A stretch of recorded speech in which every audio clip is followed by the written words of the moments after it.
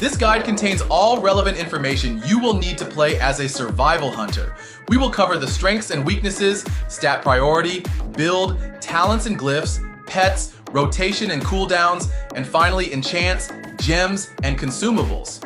Strengths and weaknesses. One of the strengths that characterizes survival hunters is our exceptional ability to sustain single target damage, the ability to boost the raid with the hunting party buff, and the powerful utilities we bring like misdirection and feign death. And finally, we are regarded as one of the easiest classes to gear early in Cataclysm. However, strengths also come with weaknesses, as we don't have defensive or self-healing cooldowns, and we are a pet-based class. Best races for survival hunters. Cataclysm has several new race options for hunters, including human, undead, worgen, and goblin. For horde players, troll is going to be the best option due to 1% crit from using bows and the berserking cooldown. In close second are orcs, because of the 5% pet damage bonus from command and blood fury cooldown. As alliance, worgen is your best choice due to their passive 1% crit and their movement cooldown dark flight. While Draenei are also a strong choice because of their 1% passive hit. You can always show your support by clicking the subscribe button, liking the video, and pressing the notification bell to get the latest updates. Stat priority for survival hunters. The stat priority for survival hunter is as follows. 1. Agility. 2. Hit rating to 8%. 3. Haste rating until soft cap. 4. Critical strike rating. 5. Mastery. 6. Haste rating. Agility is our primary stat and should be on every piece of gear we obtain. As survival hunters, we get a 10% agility bonus from Into the Wilderness. Hit rating. Hit rating is especially important so that our steady shot and cobra shot abilities land and deal damage. We should aim to achieve 8% hit rating to be hit capped. Haste rating. Haste rating is our lowest priority stat, and we should reach the soft cap of 757. Critical strike rating.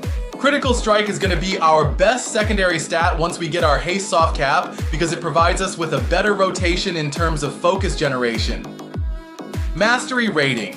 Mastery increases all of the magic damage we deal, which includes abilities such as Explosive Shot and Serpent Sting. Mastery should be prioritized just behind Critical Strike.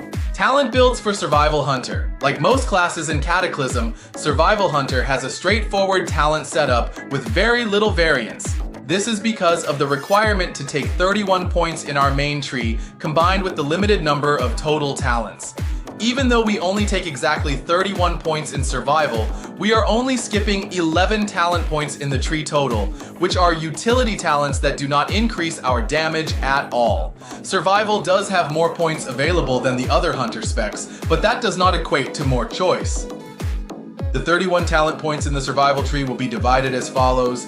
Pathing, 3 points. Improved Serpent Sting, 2 points. Trap Mastery, 3 points. Point of No Escape, 2 points. Thrill of the Hunt, 3 points. Lock and Load, 2 points. Resourcefulness, 3 points. TNT, 2 points. Toxicology, 2 points. Wyvern Sting, 1 point. Noxious Stings, 2 points. Hunting Party, 1 point. Sniper Training, 3 points. Serpent Spread, 1 point. And finally, Black Arrow, 1 point. The remaining 10 points will be divided into the Marksmanship tree and the Beast Mastery tree as follows. Efficiency, 3 points. Go for the Throat, 2 points. Sick 'em, 2 points. And finally, One with Nature, 3 points.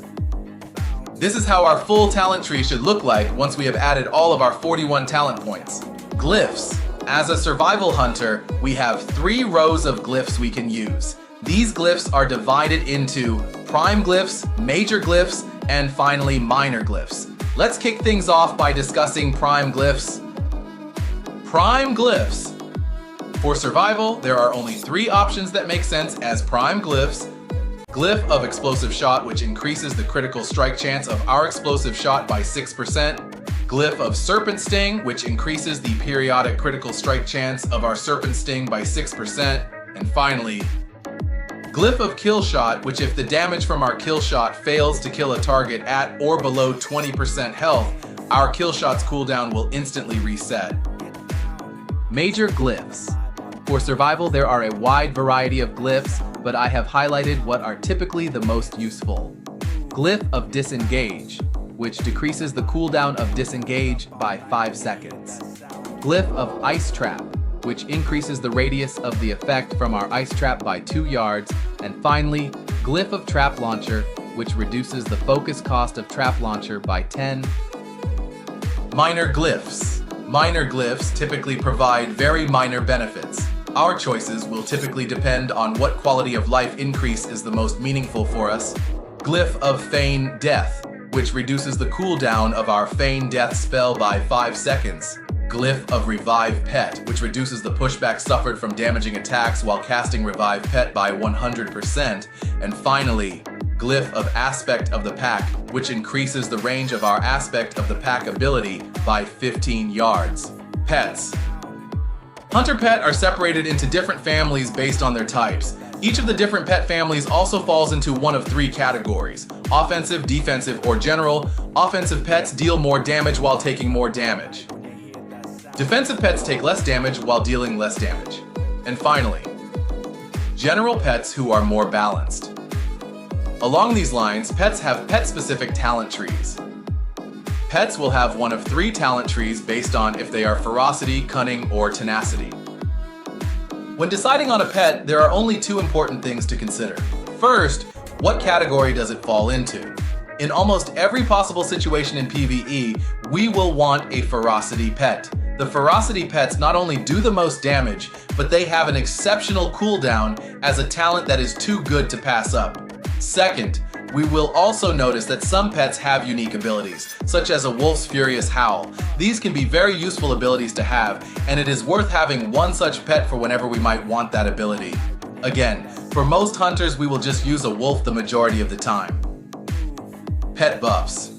The trademark of pets in Cataclysm is that many of them bring either a raid buff or a debuff that is going to benefit our entire raid. However, none of the buffs and debuffs brought are strictly unique to the pets themselves. Still, hunters are the only class that effectively get to pick and choose a missing raid buff to bring by selecting what pet we use. For most hunters, this is the best way to choose the pet we will want to use in raids or dungeons. Pet talents. In Cataclysm, pet training points are completely gone. Instead, pets now have talent trees. Pets earn 1 talent point every 4 levels starting at level 20, which we can spend in their talent tree. The tree they have is determined by the class of pet. As a hunter in PvE content, we should use a ferocity pet, so we will cover the ferocity tree.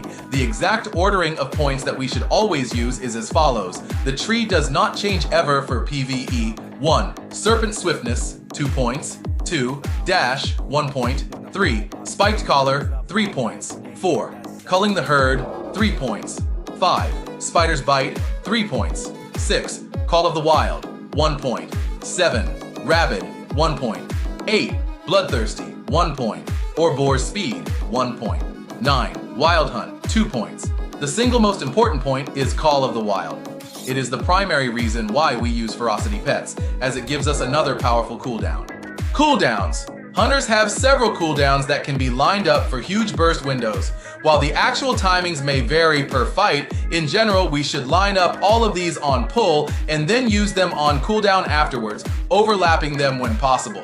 Rapid Fire is our most important cooldown. It increases our ranged attack speed by 40% for 15 seconds. Call of the Wild is a cooldown that ferocity pets can talent into. It gives both us and our pet 10% more AP for 20 seconds. Next is Aspects. Aspects. As hunters, we have several aspects that we can utilize in combat, but only 2 will be our primary choices. Aspect of the Hawk and Aspect of the Fox. We will use Aspect of the Hawk during our normal rotation and whenever standing still. If we ever need to move, we can use Aspect of the Fox to be able to cast some shots while moving. We should always switch to Aspect of the Hawk for any instant shots, however. The only reason to ever use Aspect of the Fox is for movement. Survival Hunter rotations. There are 2 major changes in the Hunter rotation. First, hunters now use Focus as a resource instead of mana. Focus operates similar to a rogue's energy, meaning our rotation now involves spending focus to deal damage, and then using filler shots such as Cobra Shot to generate focus. Second, hunters can now fully attack on the move, which includes auto shots. We will always continue auto-shotting our target if we are in range and facing them, so we will never need to worry about stutter stepping while moving. Overall, our rotation will maintain a priority system, with the big difference being managing our focus. Single target rotation.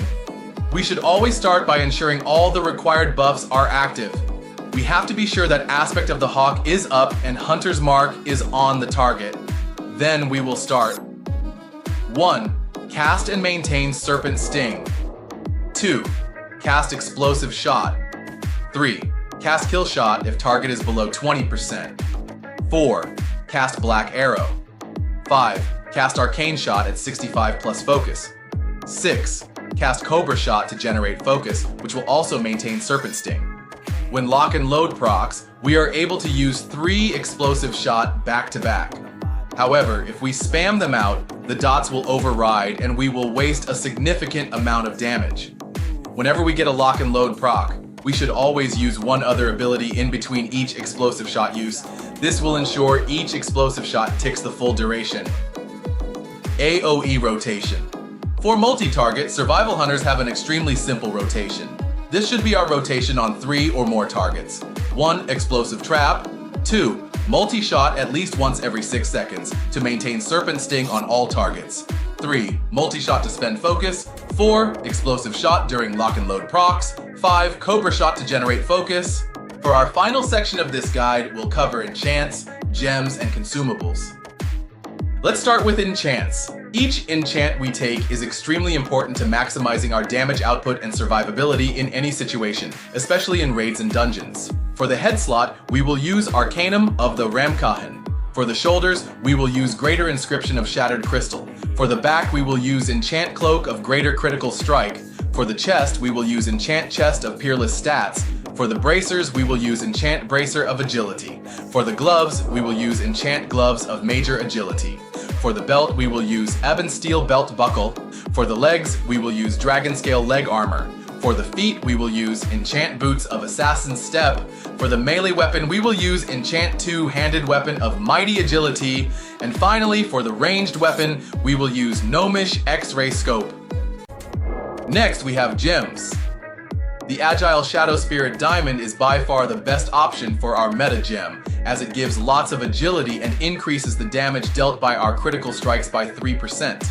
This only requires 3 red gems to activate, so it should be trivial to activate it normally. Matching gem sockets is usually the correct strategy, as many socket bonuses are geared towards stats that we want, but this depends on what the socket is. In general, if the socket bonus is a DPS stat, it is worth getting. However, keeping our meta gem activated is by far the most important rule when deciding what gems to use. Here is a list of the best gems to use in each color socket. In red sockets, we will use Delicate Inferno Ruby. In yellow sockets, we can use Deadly Ember Topaz if the socket bonus is useful, if not use Delicate Inferno Ruby. In blue sockets, we can use Glinting Demon's Eye if the socket bonus is useful, if not use Delicate Inferno Ruby. Consumables. Consumables normally consist of food, flasks, and potions. This section will cover all the choices we have for these categories, starting with food. Skewered eel is the best choice if we need to use personal food, because of the agility it provides. However, in raids, we will usually have access to a seafood magnifique feast, which provides the same 90 agility bonus. Flasks and potions. Flask of the Winds is the best choice by far. It is weighted to be significantly better than other elixir options. There is nothing else that comes close to 300 agility. And finally, Potion of the Tolavir, which greatly increases our agility for a short period. We should use this both pre-pull and again when it is off cooldown for a considerable DPS increase. Thank you for watching. Subscribe if you found it helpful. Show your support by liking this video. Hit the notification bell to get the latest updates. Comment on what you would like to see next. Until next time, see ya.